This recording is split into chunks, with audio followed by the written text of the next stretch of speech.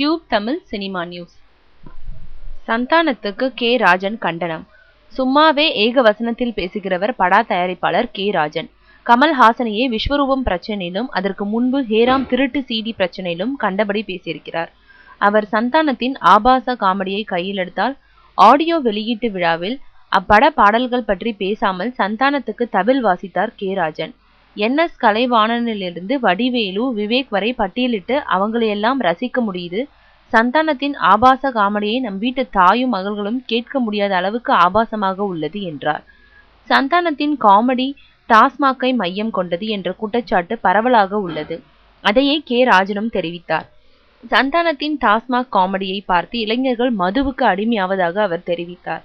கொய்யா சாப்பிட்டால் மது குடிக்கும் பழக்கம் மறந்து போகும் என்று கூறி டாஸ்மாகுக்கு முன்னால் கொய்யா விற்றவர்களை அரசு கைது செய்தது. மது விற்பனைக்கு எதிராக செயல்பட்டதால் இந்த கைது நடவடிக்கை.